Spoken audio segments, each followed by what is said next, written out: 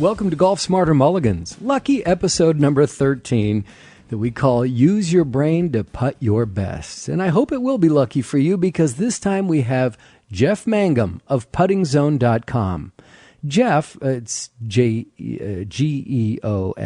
not Jeff, is one of the foremost putting experts in the world because he includes science, physiology, body mechanics, and more to give us a better understanding of how to be a better putter. My name is Fred Green, host of Golf Smarter and Golf Smarter Mulligans. And Golf Smarter Mulligans is supported by twoguyswithgolfballs.com, offering premium used golf balls at a fraction of the cost of new ones. Why buy new balls when you can play with premium quality used balls that may have been hit once or maybe twice? Even before you make your order, every single ball has been hand inspected, sanitized, and graded for quality. So even though they're used, you can be confident that opening a sleeve from twoguyswithgolfballs.com is going to be just as good as new balls that cost twice as much. Golf Smarter and Golf Smarter Mulligans listeners get an additional 10% off every order, every time with the coupon code GolfSmarter. That's twoguyswithgolfballs.com, and that discount offer expires April 1, 2020. Golf Smarter Mulligans is also brought to you by Autoslash.com. Autoslash is the rental car booking service that will save you time, hassle, and money. Autoslash.com applies every available coupon code to your next car rental, including coupons you're eligible for based on various memberships that may include Costco, AAA, or any airline. Well, once you make your reservation, they track it until the day you pick up the car, and they email you daily when they find a better rate, and maybe even a couple times a day. The average user saves 30% off from any other booking site. And Autoslash is completely free. So bookmark it now on your browser and use it for the next time you rent a car, whether you're doing it for business or pleasure. And you'll get the best rate possible from the completely free Autoslash.com. Now, Geoff Mangum. Welcome, Geoff. Hey, how you doing, Fred? I'm doing great. Thanks so much for joining me. Listen, the PuttingZone.com website that you provide is quite comprehensive. There is a ton of information on there, and it's all about putting, right? Yeah, it shocks people. 50 megabytes of information on that website. Wow. And again, but you are totally focused on putting. Why did you select? Absolutely. Why did you select putting? I wanted to be special. You are special, Geoff. Thank you. I appreciate it. There are 28,000 Class A members of the PGA of America, but there's only 5 people in the world that have name recognition for putting instruction. So I wanted to be one of those 5, and the best. Okay, well, here you are. You are recognized, and you are the best. Now, let's prove it. That's right. Okay. No problem. It's not just a website. You obviously work with students as well. Sure. I've always felt like putting was a huge part of the game. I know there are people who think that, no, you got to hit the ball far to play well. I don't necessarily agree to that. Well, the PGA Tour doesn't particularly agree with that either. Golf Digest recently had some statistics published where they analyzed the difference between how far you hit the driver, how many times you hit the fairway, how many times you hit a green in regulation, and how well you do with your flat stick on the green once you get there. And at the end of the day, they said hitting it long and hitting it in the fairway doesn't account near as much for winning and making money as hitting the green and putting well. And of those two, hitting the green and putting well, putting is slightly more important, both in terms of winning and making money. And for the everyday golfer like myself, I'll look at a scorecard and see that if it's a par 72, if I divide that in half, 36, 18 holes, they give me 2 putts. They're expecting me to have at least 2 shots on every green. Now, that's a little deceptive because the touring pros don't really have 36 full swings. They have more than that. Explain that. Typically, a tour pro that averages 28 putts per round, 28 to 30 is a PGA Tour average for putting total putts. And they're not, they're shooting 70s. So they've got 40 full swing strokes, 14 with the tee on the tee box with the driver, 4 with some other iron usually on the par threes, and then the rest of them are fairway approach shots, full swings, and it's a unusual day for them to have fewer than 40 full swings. Interesting. Never looked at it that way. But then again, Yeah. I don't look at my golf game like I'm a professional. Well, amateurs have more than 40 full swings, I can tell you that. For sure. So if they really allowed themselves 36 putts, that's not really going to be as good as they can be. Most amateurs, if you're somewhere in the vicinity of, say, shooting a 10 handicap or even maybe a 20 handicap, the number of your putts is going to be a lot lower than that. Probably in the vicinity of 35, 36 putts would be what you would shoot if you shoot 80 all the time, or 80 to 85. So when they say there's 36 putts for par out of one half of the 72, that's not accurate. If you're shooting 10 over par, you ought to be taking about 36 putts. Well, I recently was talking to a guy who said, I'm terrible at putting. And I said, well, how many 3 putts do you get in a round? He says, I don't know, 2 or 3. Right. I don't consider that a terrible putting job. Well, if you ask any amateur at any golf course, and you ask them over and over until you got to 1,000 amateurs, how do you putt? 990 of those are going to say, I putt fine. And there's a reason for that. The reason is that everybody that shanks a drive on the tee box in front of the 4 other guys standing 10 feet away, everybody knows what a bad tee shot looks like. But on the green, everybody is about the same in terms of their abilities and their skills in amateur golf, and so nobody really knows what is bad putting. Everybody's pretty much the same. So 2 or 3 putts in a round, that's pretty normal for an amateur, but for a professional, they don't want more than 1 in 4 days. And it's magnified. If the professional has a 3-putt, that's huge. Oh, absolutely. One stroke is a killer on tour. If you miss a cut by 1 stroke, you get 0 money. You wasted your whole week. All right. Well, that's all good perspective, but we're not professionals here. Right, I'm not a professional, and my guess is there may be a couple professionals in this audience, but most of us suck. So most of us are having fun. Yeah, and that's the whole idea. Now, but let's get back to us. Okay, sure, I'm going to want to pick your brain about. I want drills. I want tips. Sure, I want advice, and I want to even ask you about the line on your website that says, use your brain to putt your best. Explain that to me first, and then we'll get into some drills and tips and specifics. All right. My specialty is taking all there is to know about putting from 150 years of writing about it and separating it into 4 basic issues.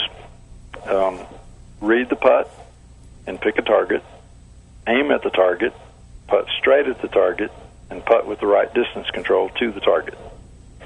Those are the 4 basic things that everybody actually does when they putt, and if they do them well, they putt well, and if they are masterful putters, they know how to do them well on a consistent basis, not a streaky basis. All right, so let's review that. Read, aim, putt, distance.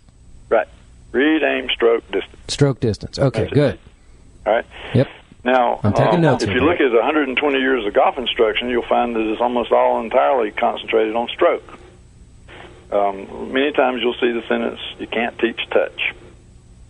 Paul Azinger said it about Tiger Woods at the British Open on Sunday. He said, look at that touch. Can't teach that. Well, you can teach it. You just have to know how. Golf guys don't really teach it because they haven't figured out how to teach touch. There's a pretty good body of science about how to do it that just hasn't made it to golf yet. How to aim the putter. No one in golf history can tell you how to look at a putter and decide in a physical way where exactly that putter is pointed. 99% of all golfers misaim their putters and don't know exactly where they're pointing them. That includes professionals. That's according to studies of thousands of professionals aiming their putters. Back in about 2001 or so, Dave Pelz met Colin Montgomery in Oregon, and showed him with a laser that despite 35 years of professional experience and every teacher in the world teaching Colin how to putt and how to play, he was misaiming his putter and wasn't aware of it. So what do you do about that? He didn't know what to tell him. Well, I can teach how to look at a putter and know where it is aimed because I know how the human body works for that. And green reading is a similar thing. Everybody talks about you can read grain, you putt, the greens break away from the mountains and towards the water, but that's about all they say.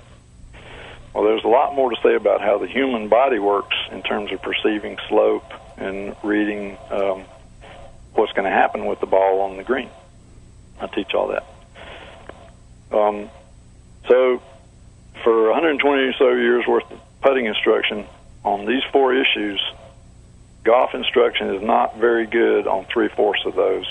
And the one that it deals most with on stroke, there's obviously a big difference of opinion on whether you should make a stroke straight back, straight through, or around a gating stroke around your feet. And my job is to sort all that out and make reasonable choices and decisions about it and tell you what's best. That's what I do. Okay. So I'm going to want to go over inch by inch on this one on read, aim, stroke, and distance. If Sure. you don't mind. I know this is a free lesson, but I want this information from you. That's what I'm here for. But I'm curious, even before we get there, how do you select a putter? I know that recently, last year, a friend of mine said, "Happy birthday! Here's a putter for your birthday," and I love my putter. But going into a store, and I said, "How do you help me pick a putter?" And they all looked at me like, "You're on your own, buddy." I didn't find it very funny, Geoff. Oh, that's okay. I'm laughing because I know that's exactly the case. Yeah, they're like, it's like I can teach you I can look at your swing and tell you what kind of flex you need on your shaft and your grip and the club head size. But when it comes to a putter, you really are out in the dark. So if I'm in the market for a putter, what am I looking for? How do I do that? First, you have to know how to make a stroke. And there are choices to be made about your postures and that sort of thing, the way you move. But once you've got your stroke sorted out, it is about how the human body is going to move with your stroke, your setup and your postures and your movement. And once you have that, then you can fit a putter to your stroke to optimize your chances of performing what it is you think you're supposed to do. But if you pick the putter without first getting the stroke fixed, it's kind of like Cinderella getting fitted for a pair of slippers, and the salesman just brings her whatever the salesman wants to bring her, a size 8 when her foot's a size 9.5. That's not going to work out. You fix the stroke first, and then you fit the putter to the stroke. So the question becomes, how do you what's a good stroke? Yeah. If you can't sort that out, you can't fit a putter. Yeah, but stroke was part 3 of your read, aim, stroke, distance. Right. So should we start at stroke or should we start at read? Well, it's more logical to start at distance control, to tell you the truth. Really? So you start from the back working forward. Just like when you're on the tee box, you should start by placing the ball in your mind next to the flag and work your way backwards, right? Right. Something like that. Let me explain to you just a little. Stroke and distance control are both movements.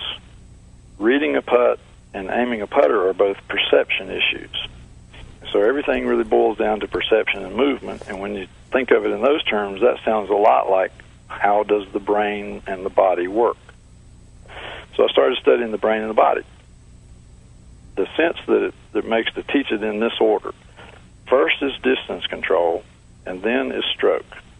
And when you get the right distance in the right line, you basically have learned how to have a gun that shoots straight. It shoots where you point it. Once you got a gun that shoots where you point it the right distance, then the question is where you want to point it.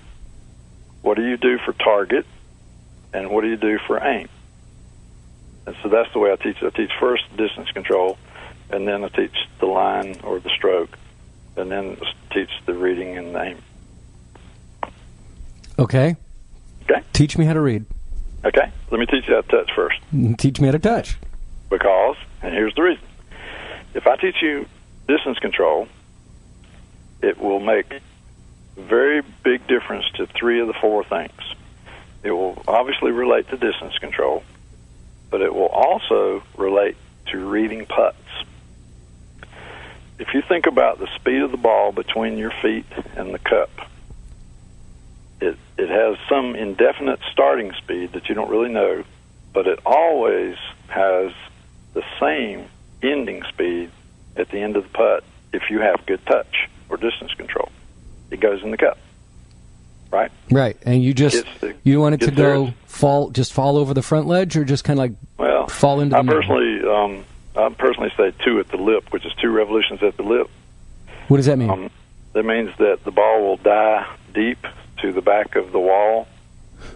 Okay. And 1 at the lip will not even hit the back of the wall. It goes deep all the way to the bottom of the cup. Okay. 2 at the lip hits deep, low on the wall. 3 at the lip will hit about midway on the back of the wall.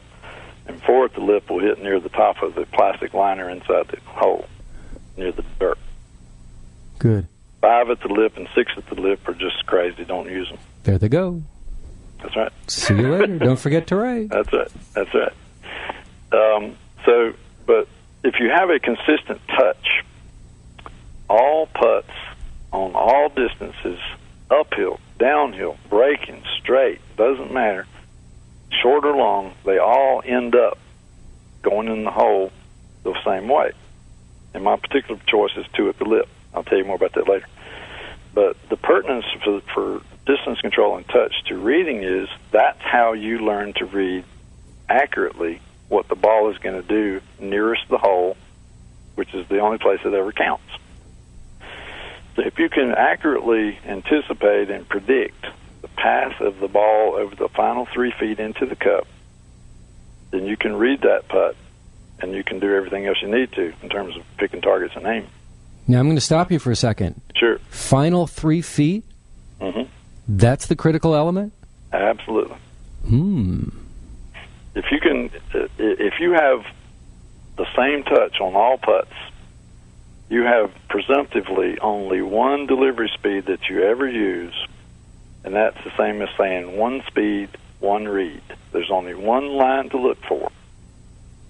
If you want to look for multiple lines, you better have multiple delivery speeds that you're good at, which you don't. You'll have 1 delivery speed that is your preferred delivery speed for all putts, and so right out of the box, you're only looking for 1 line into the hole, 1 path, 1 curve, 1 break. And that's the secret behind all the great putters from history, for reading putts anyway. So you can read the last 3 feet, and you could actually go over there and draw it with your finger backwards out of the hole. And after you can get that final 3 feet, you can extend that curvature all the way back to where the ball sits at your feet, and there'll be a point where it straightens out. And that is your start line. Where that line straightens out, you shoot right across that whole curving path, like shooting a harpoon across the back of a whale. If you shoot your start your putt on the high side of that curve and start it on that straight line where that break straightens out near your ball, then the only remaining question is how hard or how far do you hit your putt. But it's touch that shows you those last 3 feet. It's your consistent delivery, distance control, that allows you to be a good reader of putts. If you don't have good distance control, you're not going to be a good reader, period. Okay, so touch or distance control is obviously important for distance control, is obviously important for reading, or is not so obvious important. The third thing that is not even close to obvious that it's important for is that it's important for the straightness of your stroke. When you have good distance control, that means that you have consistent timing in your stroke. Some people refer to it as tempo. That's you need some definition there on what you mean by tempo. But if you have good timing in your stroke, the same timing consistently, every putt has the same timing. And that means you know where the putter is supposed to be when and where it's supposed to be elsewhere later. For example, you always know how long it takes to get to the top of the backstroke. Whether it's a short backstroke or a long one, you always know how long it takes to get there. You always know how long it takes to get from the top of the backstroke to the exact bottom of the stroke right under your nose. And knowing that and being able to do that consistently with the timing is what makes your strokes accurate, straight, and solid. So distance control, because it relies so much on tempo and timing, is actually the foundation for straight putts as well. That's why I teach distance first. We're going to have to go over some distance drills, aren't we? Absolutely. Okay. You want me to do that now? Sure. Let's go for it. Okay. All right, let's go for it. Okay. For distance control, there are 5 things that are involved, and 4 of those you're just simply familiar with, and the 5th thing you only do. There's only 1 that you actually do. The 5 things are: you're familiar with your ball. If you change it, you're going to change your touch. A hardcover ball goes farther than a softcover ball for exactly the same stroke. So whatever ball you use, you're familiar with it, practice with it, play with it. If you change it, you're going to have to go through a little adjustment to get used to the second kind of ball. The second factor is your putter. A heavy mass of a putter head versus a light putter will send the ball farther for exactly the same stroke. So if you have a heavy putter, you're going to have not so big strokes to go 20 feet. If you have a lighter putter, you're going to have a bigger, longer, faster stroke to get that same 20 feet covered. Doesn't matter, though, because you only play one putter and you're used to it, so you don't have anything to do. If you change putters, you just have to get reused to it. All right, took the words right out of my mouth. Right. Third factor is the green speed. That's a daily get used to it affair. You have to get used to the green speed every single day. So the importance of practice putting before your round. Right. You think that practice putting is more important than hitting the range? No. It's a sequence where you got to bring all your tools to the game. Okay. The 4th thing is, I'll tell you more about getting used to the green speed real quick in just a second. That'll be the first tip. The 4th thing is your timing pattern or your tempo, and a lot more about that in just a second. The 5th thing is how far do you want the ball to roll on the surface? And that's where the neuroscience comes in and teaches you how to teach touch. Of those 5 things, the only one that you actually do is turn your neck from looking at the ball to facing the target. And that neck angle that you get is feeding straight into your brain and helps your brain use the other 4 things that you're familiar with to generate exactly the right backstroke, exactly the right impact speed at contact for rolling your ball with your putter on that green, that distance with your tempo. So you turn your neck and you count to 2. What do you mean? That's why I have to tell you about the tempo and timing a little bit more. Okay. All right. If you make a backstroke, yeah, and then make a downstroke, most golfers think that that's really one movement, and your voluntary muscle activity makes the backstroke, and your voluntary muscle activity makes the downstroke. And those golfers are not near as good as they could be. The better you get as a golfer on the green, the slower you get, and the less you rely for the downstroke on you doing anything. The great quote is from Ben Crenshaw after 35 years of tinkering around with putting. He said, "Once I move the putter back from the ball, it seems as if the stroke completes itself." There is a voluntary motion going back, but there's next to nothing coming forward. The other way of saying that in the history of golf has been let the putter head do the work and that sort of thing. Soft hands, don't manipulate the putter, don't guide the putt, all those kind of things. When you boil all the junk away, what happens is you make a backstroke, you hold still at the top of your neck or the base of your neck, which is the pivot, and then you let the stroke transpire by itself in gravity. And that's like a pendulum thing. If you took a pendulum and you just kicked the rod back and then got out of the way, it'll swing across the bottom and to an equal height on the other side, And the amount of time it takes to go from top of backstroke to top of through stroke depends only on the size of the stick. A putter has a tempo just because it's a stick in gravity.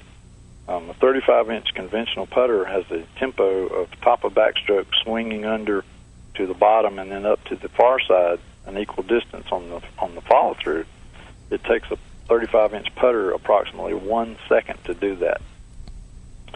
You can just take a putter in your fingertips and hold it and then pull it back a certain distance, let go, and then count it. That's how long it takes. It never, ever varies. The stick itself has its own timing. The better the golfer gets in terms of letting the stroke do itself, the more that downstroke and through-stroke timing approximates the natural tempo of the putter. So the timing that I teach that you need a timing so that you can know what's where when, so that your strokes will be straight. And you need a timing so that your brain doesn't get confused about how to give you the backstroke to roll the ball the right distance. But among all the tempos and timing patterns that you could choose, there's one that's sitting right there staring you in the face, and it's the one that gravity gives sticks in earth. The human arm is approximately is about the same as a putter for an adult male. And if you toss your arm out to the side and then let it flop back to your leg, it will take a half a second to hit it. And it will always take a half a second, whether it's a short distance out, flop back to the leg, or a long distance out, flop back to the leg. Every single one of those takes a half a second. Any golfer that wants to try it, just flop your arms out the side and see how long it takes to hit your leg. I'm so glad I'm in a room by myself right now because yeah. I'm sitting here flapping like I'm about to start flying. Yeah, that's right, exactly. Okay, well, that system, that means that gravity has been training your brain ever since you've been born to that timing pattern. So among the tempos that you could pick, there's one that's staring you right in the face, and that's gravity. You already know what it is, and you don't have to do anything to make it be perfect. You don't have a voluntary downstroke. You simply let the stroke complete itself, just like Crenshaw said. And when you do, that means that gravity handles the timing, and gravity is better and more exact and more the same every single time than the human could possibly be. So with all that in mind, I personally teach what I call a one potato, two tempo. One potato is the backstroke, and then the two said to correspond to exactly what gravity does. So if you just flopped your arms out and let them hit your legs, flop it back so that that's one potato flop out. Two, it hits your legs, and you said that so that what you said conformed to the way gravity actually moves your body. That would be a good putting tempo. That would be the one I'd recommend. And that would be the time we take a break. And here's your host for Golf Smarter, Fred Green. All right, we're back with Geoff Mangum of the puttingzone.com.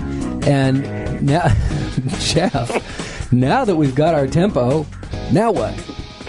Well, if you learn how to say your tempo, the backstroke is you. You basically make a backstroke that lasts 1 full second. The downstroke to the bottom of the stroke takes half as long, but you don't do that part. You just toss it back, and the putter will glide to a conclusion at the top of the backstroke at the end of one potato. That's a 1 full second backstroke. What is happening is that the targeting action of turning your face from the ball to the target feeds into your brain so that your brain will calibrate exactly how far back that backstroke needs to go. And then the downstroke will accelerate from zero to impact. And the thing that's important to notice is that every backstroke length, because of the downstroke swing, starting at zero and speeding for a certain distance, and then it gets to the bottom, a short backstroke reaches the bottom with a slow velocity at the bottom of the stroke. A long backstroke accelerates longer and reaches a peak speed at the bottom of the stroke that's faster. That's all very interesting, but what's important is that when you have a stable tempo, and gravity is more stable than a human tempo, every backstroke size corresponds to one and only one velocity at impact. And it never changes day to day. Walk around like you have a dial in your body of backstrokes equals impact speeds. Right, but how does that help us teach to read distance? You don't have to, is what I'm trying to tell you. It's so fabulous that all you do is turn your neck from the ball to the target and count your backstroke and let the downstroke happen, and you get the distance that you want. Do that again. You lost me. I'm sorry. Okay. Distance control is not about the conscious brain. It's not about learning rules. It's not learning how to do it. It is simply look to the distance that you want the ball to roll and then make a well-timed, same tempo backstroke, and you're done. If you looked 17 feet away across the green, that you were familiar with the speed of the green, you're familiar with your ball, you're familiar with your putter, and you're going to stick to your timing, you turn your face from ball to hole, and then you turn your face back to ball, and then you go one potato backstroke. And however far back it goes is not up to you, it's up to instincts. It's up to non-conscious brain processes that the conscious brain has nothing whatsoever to do about. So you're using the momentum of the turning of your head as a guide? Yes, and let me explain that in more detail.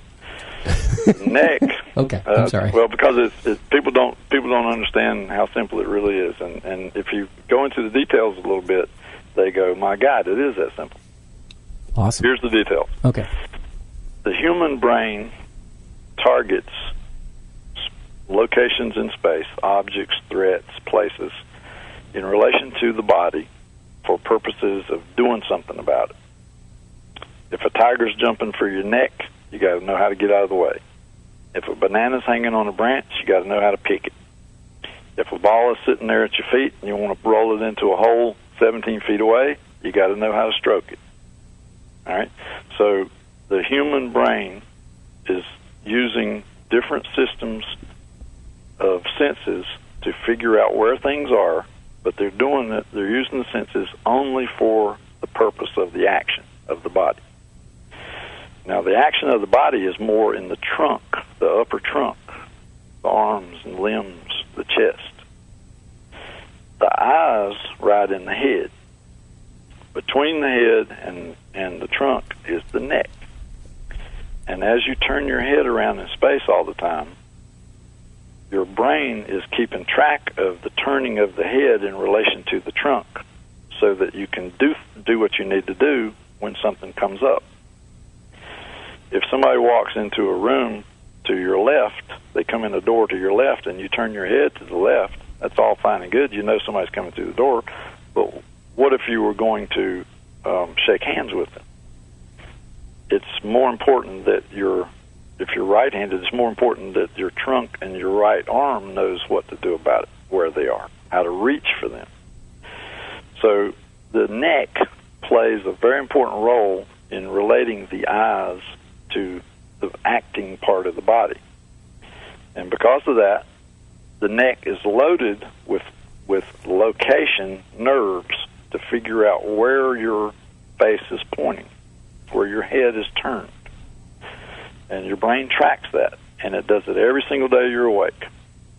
So when you basically, if you looked at a ball at your feet, and then you rolled your head sideways so many feet along the ground and stopped, it's like you're pointing a dimmer switch or a dial along the ground, and every angle of neck turn corresponds exactly to one and only one distance along the ground. Your brain knows all this. That's what you do with your brain every single day. And there are nerves in your neck that are used to track that. And those nerves, when you make that angle with your neck, they run straight in your brain as the last piece of the puzzle. And your brain says, as long as you stick to your tempo, I'll give you the backstroke. Don't screw me up on the timing, and I'll get you there. And I'll roll this ball exactly as far as you want it to go, no farther. You know what, Geoff? That works. This is making sense. Yeah. Oh, yes, sir. I can teach veteran golfers way better touch than they've ever seen before. Wow. I do it all the time. People who teach other people, they say, I've never heard any of this in my life of teaching golf for 30 or 40 years, but it's the best I've ever heard. And that's the common reaction, because this is where the very best golfers eventually get to if they keep at it. Mm-hmm. Everybody else, including 95% of the PGA Tour, they don't ever get there. They don't know this because it's not taught in golf. And it all comes out of the human neuroscience of how the brain runs the body. Awesome. That's why I was saying earlier, I appreciate Fred Shoemaker's work. I've studied his stuff pretty good. There's a lot of things in there that we do that are common. Mm-hmm. Mm-hmm. Okay, let me tell you about how you appreciate the green real quick. This is a tip. Okay, good. Give us this tip because we're running out of time here. People have to get back to work. All right, well, here's the tip. Okay. Core putt. Say one more time. Because you have core putt, okay, there's one putt that you can always make day after day using your little internal dial of backstrokes and distance. Just pick a backstroke, and one just slightly outside your foot's great. As long as you pick the backstroke the same twice, and you stick to your tempo twice, that means that your putter will impact two balls with exactly the same velocity, the same speed of impact. And that means that regardless of the green speed, those balls are going to go exactly the same distance. Well, that means that you are, in effect, your own stimp meter. That's what a stimp meter does. It just rolls, it gives all balls the exact same velocity off the bottom of the ramp. And then you wait and measure to see how the green friction is working that day. Well, for you personally, the number of the stimp meter doesn't make a whole lot of sense. But what does make sense is if you have a core putt and you make two putts exactly the same backstroke, same tempo, same distance, and then you look at that distance, that calibrates your putting tempo and your set of backstrokes to that green. You just walk out on the green, you put two balls down, you make a short backstroke, stick to your tempo, don't care how far it goes, pull the second ball over, make the exact same backstroke, stick to your tempo. It will go the same distance. And when you've got those two together, that means that you did the right backstroke, the right tempo, and then you look how far they went, and you say, that's my basic stroke. Let's rock and roll. Wow. I laugh at that because we in the book Zen Golf, I think that's where I picked it up from. One of the tips that he gives is take three balls, don't look, don't aim for a hole, just go onto the practice putting green, don't move your head at all, and take three strokes. Sure. And that distance, count out that distance where the ball go, and they should all end up around the same spot. Right. And again, you're back at your stimp meter. So I've always done that. It's like okay, let's gauge the speed of this practice green right here, and you're basically substantiating that. Bobby Locke used to do something like that.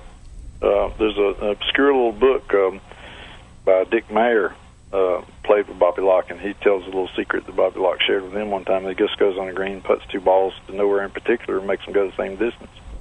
And then he's getting used to the green. It's a good one. Yeah. This is just part of a total system, though. Yeah. And you can find a lot more about the system, and the puttingzone.com has a lot of information, and you can always get to Geoff through that, or you can contact me and I can get you to Geoff. But the puttingzone.com, Geoff Mangum. Thanks so much. Thank you, Fred. I appreciate it. I really enjoyed it. Let's do it again. Oh, I think we're going to have to, because I told you before we started this thing, I make a list of things I want to discuss, and then I just go through it.